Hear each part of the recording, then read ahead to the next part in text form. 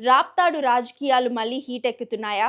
ఎన్నికల తర్వాత చాలా కాలంగా సైలెంట్ గా ఉన్న మాజీ ఎమ్మెల్యే తోపుదుర్తి ప్రకాష్ రెడ్డి ఇప్పుడు మళ్లీ యాక్టివ్ అవ్వడంతో జిల్లాలో హాట్ టాపిక్ గా మారింది. కొంతకాలంగా ప్రశాంతంగా ఉన్న రాప్తాడు నియోజకవర్గంలో మళ్లీ పొలిటికల్ టెన్షన్స్ పెంచేలా ఆయన వ్యాఖ్యలు ఉన్నాయని ప్రత్యర్థులైతే ఆరోపిస్తున్నారు.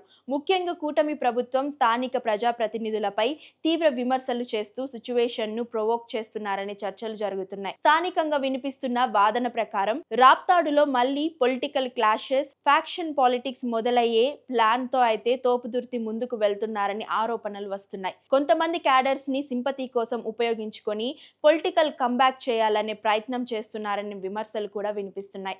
ఇక టీడీపీ శ్రేణులు కూడా ఈ వ్యవహారంపై తీవ్ర ఆగ్రహం వ్యక్తం చేస్తున్నాయి. ఇలాంటి రెచ్చగొట్టే వ్యాఖ్యలను ఇగ్నోర్ చేస్తే గవర్నమెంట్ వీక్ గా కనిపిస్తుంది, యాక్షన్ తీసుకుంటే విక్టిమ్ కార్డ్ ప్లే చేస్తారు అని వారు అంటున్నారు. అయితే ఇది కేవలం రాప్తాడుకు మాత్రమే పరిమితమైన ఇష్యూ కాదని, రాష్ట్ర వ్యాప్తంగా కూటమి ప్రభుత్వాన్ని టార్గెట్ చేసే పెద్ద పొలిటికల్ స్ట్రాటజీలో ఇదొక భాగమని కూడా కొందరు విశ్లేషకులు అభిప్రాయపడుతున్నారు. అందుకే ఇలాంటి పరిస్థితులను ఎలా హ్యాండిల్ చేయాలని దానిపై ప్రభుత్వం క్లియర్ డిస్కషన్ తీసుకోవాల్సిన అవసరం ఉందనే అభిప్రాయం నెలకొంది. రెండేళ్లుగా కూటమి ప్రభుత్వం ఎక్కువగా డెవలప్మెంట్ పైనే ఫోకస్ పెట్టింది. రాజకీయ కక్ష సాధింపులకు దూరంగా ఉందని అధికార వర్గాలు చెప్తున్నాయి.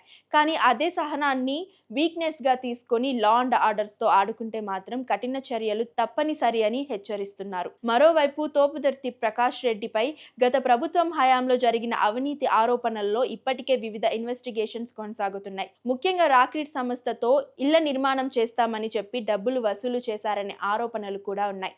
ప్రస్తుతం చట్టం తన పని తాను చేసుకుంటూ ముందుకు వెళ్తున్నప్పటికీ ఒకవేళ వ్యవస్థలపై ఛాలెంజ్ చేసే పరిస్థితి వస్తే అక్రమ ఆస్తులపై యాక్షన్ తీసుకోవడం, ప్రాపర్టీస్ సీజ్ చేయడం ప్రభుత్వానికి పెద్ద విషయం కాదని రాజకీయ వర్గాలు చెప్తున్నాయి. స్థానికంగా కూడా చాలా మంది ఇలాంటి అంశాలపై టైంకి యాక్షన్ తీసుకోకపోతే రాబోయే రోజుల్లో పాత విభేదాలు మళ్లీ తెరపైకి వచ్చి జిల్లాలో లా అండ్ ఆర్డర్ ప్రాబ్లమ్స్ పెరిగే అవకాశం ఉందని ఆందోళన వ్యక్తం చేస్తున్నారు.